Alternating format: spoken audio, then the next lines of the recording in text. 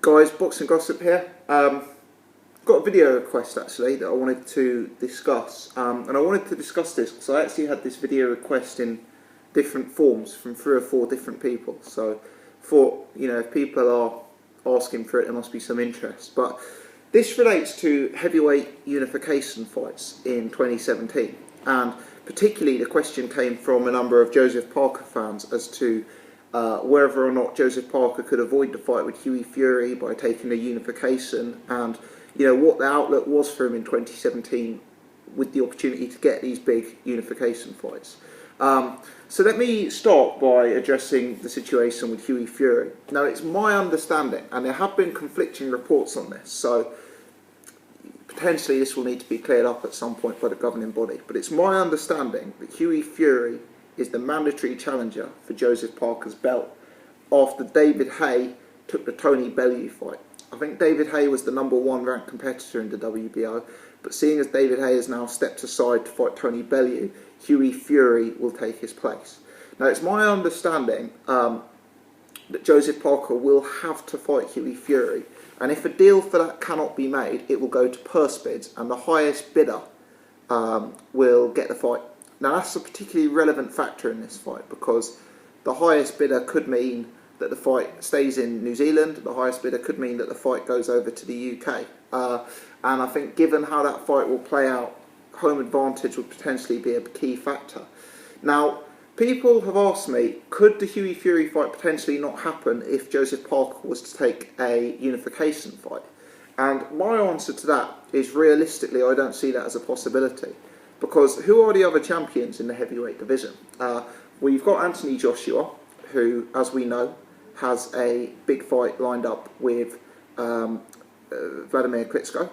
You've got Deontay Wilder, who has a big fight, not a big fight, a small fight lined up with the guy's name Warritz or something of that nature, the guy who Povetkin stopped. And then, I'm not really sure what the state of the WBA belt is. I believe it's going to be fought for between Klitschko and Joshua. So could Joseph Parker fight one of those guys for a mandatory at this stage? I think it's unlikely. I don't see how those fights get made now when the two guys have Joshua and also Wilder have got other opponents lined up. So I suspect that the Joseph Parker-Hughie Fury fight could well happen in the first half of 2017. And I actually think that's the most likely fight.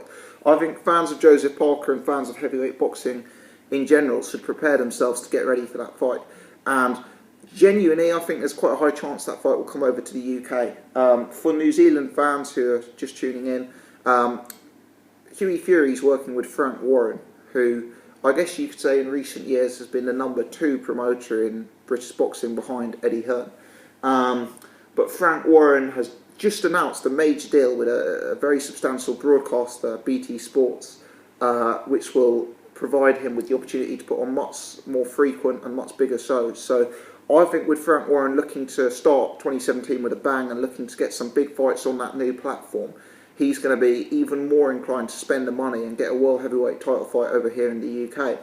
I also don't think that the money in New Zealand boxing, fundamentally it's a smaller boxing scene over there than in the UK and the US. I don't believe that the amounts that Frank Warren and Team Fury would have to bid to get this fight over here are at all insurmountable. If you look at Joseph Parker's purses against Ruiz and against Takam, they've been rumoured to be around the $1 million New Zealand dollar mark. And to be honest, that isn't a lot of money in terms of global heavyweight title level fights. Look at a guy like Deontay Wilder. He's not been fighting a higher level of opposition than Joseph Parker in his recent fights, but my understanding he's been earning approximately double that in some of his defences. A guy like Anthony Joshua over in the UK, he fought for £3 million, not $3 million, £3 million when he fought for against Dillian White. And that was for a British title, not for a world title. So what I'm getting at is I suspect that Hughie Fury versus Joseph Parker fight could well be next for both guys, and I suspect that fight will end up being in the UK. Now, I've discussed that fight in a previous video as to who I think would win, so if you'd be interested in seeing my thoughts on that in an extended format, I can't remember the video name, but if you Google something like Boxing Gossip Joseph Parker, Hughie Fury. The video will come up. So you can check out my thoughts in detail there. But safe to say, I think that's a very, very tough fight for Joseph Parker. And I think it would be a particularly tough fight if it wounded up in the UK. Now, for the purposes of this video, we will assume that Joseph Parker wins that fight. And that's by no means a certainty. But we'll make that assumption because the request that I've got was to talk about the potential for unification fights for Joseph Parker in 2017.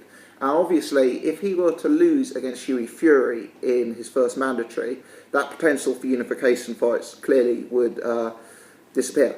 So let's start on the assumption that Joseph Parker is fighting Hughie Fury and that he beats Hughie Fury, or for some reason the fight doesn't happen and Joseph Parker is freed up to have other options. So the question is, how will Joseph Parker look for unifications? And I've got to be honest and say that my best guess is that Joseph Parker probably won't actually fight in a unification in 2017. Now, let's start with the Joshua-Klitschko fight. The winner of that fight will have both the IBF belt and the WBA super belt. And I understand that both of those, or the WBA belt, whether it's the super belt or not, I don't know. I understand that both of those governing bodies are going to immediately impose a mandatory on the winner of that fight. So, on the WBA side, there is a mandatory for Luis Ortiz. On the IBF side, there is a mandatory for Kubrat Pulev. So both of those organisations are going to have to make a fight mandated for the winner of Klitschko versus Joshua. And I believe they both already confirmed this. So Klitschko-Joshua fight, you know, that's late April. I think it's late April. Might be May. I forget now. I need to double check. But it's either April or May. And those guys are not only got booked ahead till April and May. Realistically, they're booked ahead to what? August. Because that's when their next fight is going to be against their mandatory. And that's going to have to be either Luis Ortiz or Kubrat Pulev. So Joshua's the favourite for that fight. I personally think Vladimir Klitschko may cause the upset, as you guys who follow my channel regularly will probably know. But regardless, Joshua's the favourite at that fight. And if Joshua were to be victorious, he would then have to face one of Pulev or Ortiz and potentially vacate the other belt. Now my question is, if Joshua goes down that route, let's say he beats Vladimir Klitschko and then he beats Kubrat Pulev, is he going to want to fight another international fighter in a unification, given the fact that he's already unified 2 belts by beating Vladimir Klitschko and suffered the consequences of having multiple belts by having all of these unifications thrown upon him? I think he's going to look at a more lucrative UK fight. You could have the return of Tyson Fury, you could have David Haye, you could have a rematch with Dillian Whyte, which would be huge over here, believe me. You could even have fights with the likes of David Price and Derek Chisora. In Britain, domestic heavyweight classes sell better than anything in terms of boxing. And being frank, is Joseph Parker going to be the most attractive option to Anthony Joshua at that point? I suspect probably not, unfortunately, for Joseph Parker. You know, I suspect that at that point, Anthony Joshua's, he's going to have earned huge money against Vladimir Klitschko. He's going to have faced the mandatory in Kubrat Pulev or Luis Ortiz. Is he then going to want to unify another belt with Joseph Parker, who's going to want a big split of the purse? Or is he going to want to do a fight that would be another fight that would sell out Wembley Stadium here in the UK? Is he going to want to do a fight that's going to, you know, be up around the 1 million pay-per-view buys? Because Joseph Parker, he's a good fighter, and he's known to us hardcore boxing fans. But in terms of the global scene, you know, if I ask one of my mates who are, you know, at work, who are the world heavyweight champions, they probably wouldn't know who Joseph Parker was at this stage. And because of that, they're less likely to be buying tickets, they're less likely to be buying pay-per-views. So my concern is, does Joseph Parker get a unification on the IBF or WBA route? And I think, to be honest, so yeah, does he get unification on either the WBA and IBF route? And I think that's unlikely. The belts are tied up in a fight between Joshua and Klitschko. Whoever wins that fight is going to have mandatories imposed on them. That's going to take up a good 2/3 of the year. And you've then got to ask yourself, whoever comes out of that fray as the victor, whether it's Joshua or whether it's Vladimir Klitschko, will there be more lucrative options available to them? I know there's a lot of glory in terms of unifying belts, but my perception is to these elite fighters, sometimes having all the belts or multiple belts can even be a negative. It means you've got unnecessary mandatories, unnecessary sanctioning fees put on your head time after time after time. And I think a fight like David Haye at Wembley Stadium that would sell 90,000 tickets like that, and that would sell 1 million pay-per-view buys like that, is going to be far more commercially lucrative and therefore far more attractive to the likes of an Anthony Joshua and a Vladimir Klitschko than a fight with Joseph Parker. You know, Joseph Parker, the perception of him over here would be that he's beatable.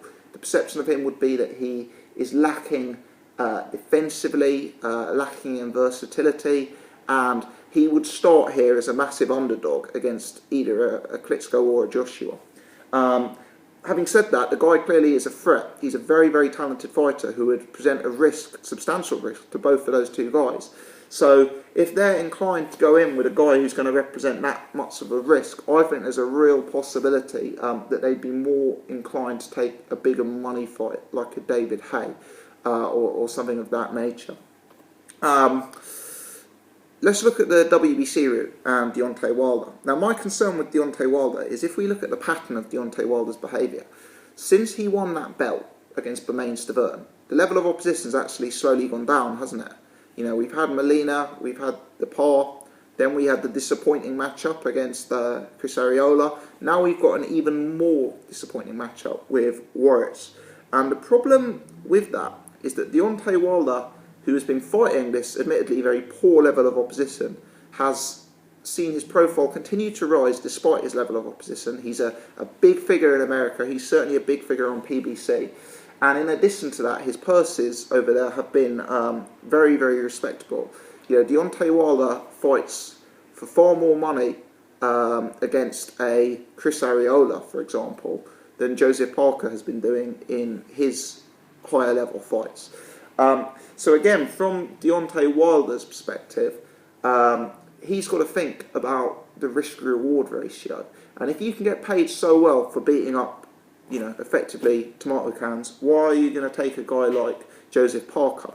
Because if Deontay Wilder is inclined to make a unification fight, once again, there are more lucrative options available for him out there than Joseph Parker. A Deontay Wilder-Anthony Joshua fight would be pay-per-view both in the US and in the UK. It could be a Vegas fight, it could be a New York fight, it could be a London fight. Similarly, Deontay Wilder-Klitschko is a big fight if Klitschko were to win. Deontay Wilder versus Tyson Fury is a mega fight. Even Deontay Wilder versus David Haye, you know, Joseph Parker, to get these to get these unifications, is going to have to be competing now with that level of guy. And I just don't see it. Parker doesn't have the profile in the UK or the US. He doesn't bring the pay-per-view buys. He doesn't bring the ticket sales. He doesn't bring the name recognition. But at the same time, he's a risk. So you're getting all this risk in fighting Joseph Parker, but none of the reward. So all in all, I'm sorry if this is a negative outlook video, but a lot of people, especially it seems to be a lot of Kiwis, are getting very excited about the idea of Joseph Parker in unification fights. I'm going to say that I really don't see it in 2017. I don't necessarily see where these unification fights are coming from. If you look at the other established top contenders and champions, a lot of them are already wrapped up in fights that will take them through the first third of the year. A lot of them will then have mandatory obligations that will potentially take them through the second part of the year.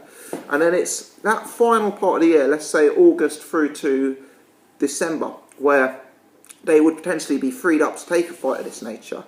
And I just feel that at that level of the game, and when you're talking about the stars at that sort of level, it's going to be more the commercial appeal, you know, that stands out, as opposed to the opportunity to unify belts, because unifying belts can be problematic. Having multiple belts can be problematic. Anthony Joshua is about to experience this. You know, if he beats Vladimir Klitschko, he's got a mandatory with Luis Ortiz and a mandatory with Kubrat Pulev thrown upon him at the same time. You know, that's the problem with having two belts. Also, when he goes to defend his belts, he's probably going to have to pay 2 sanctioning fees, one to the WBA and one to the IBF. It's more expensive. So whether belts are the be-all and end-all at that top 5 in the heavyweight division, I'm unsure. And because of that, I think Joseph Parker may struggle. I've been saying for a long time on my Joseph Parker videos, I mean, this is going back now 2 years, that they should be getting him out in the US. And that was partly to gain experience for Parker, also partly to start building his profile over there. A lot of these fights he's had to Cam, Ruiz, they've been broadcast at very odd times in the UK and the US. The times that they've been happening in New Zealand is the equivalent of 10 in the morning in the UK, probably 4 or 5 in the morning in the US. It's kind of meant he's flown under the radar. It's kind of meant that he hasn't been seen by as many fans as he could have done. And for me, had he constantly featured on Anthony Joshua undercards or on Deontay Wilder undercards, there may be more interest in generating a fight like that, which would result in more pay-per-view buys.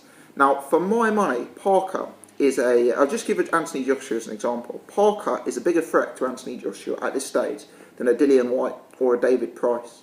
The problem is those guys are known to the fan. Those guys are known to the fans in the UK, and they're probably known a bit more internationally as well because of the type of opponents that they've been in with. Even a Derek Chisora, he's been in with the likes of Vitaly Klitschko, David Haye, Tyson Fury. So you look at a guy like Anthony Joshua and you think of the options available to him, and you see the commercial value between those two fights. I just think that's the route that will happen. So I'm being asked the question, do I think Joseph Parker will unify in 2017? And my answer actually is no. Just to summarise, number one, he's going to have to fight Hughie Fury, I believe. That's a tough fight that he could easily lose. Number two, if he does remain victorious and beat Hughie Fury, a lot of the other champions are tied up with fights already in the diary. Number three, after those champions become free, they're going to have mandatories put upon their head that they're going to have to fight rather than looking at other options. And finally, most importantly, I guess, I think commercial values rule in heavyweight boxing at the minute. And as brutal as it sounds, do I see Joseph Parker being an attractive option for those guys at that sort of level? I just don't. Not compared to some of the other fighters available in the sport right now. Let me know your thoughts, people. If you've enjoyed this video, take the time to hit the thumbs up button. If you disagree, let me know why. I'd be keen to discuss. So leave your thoughts in the comments section below. Just to clarify, this isn't me saying that the unification fight shouldn't happen. It's me saying that unfortunately, for whatever reason, I don't think they will happen. Let me know your thoughts. If you're new, press subscribe. And as always, if you could take the time to hit the thumbs up button, I'd greatly appreciate that. Cheers for watching.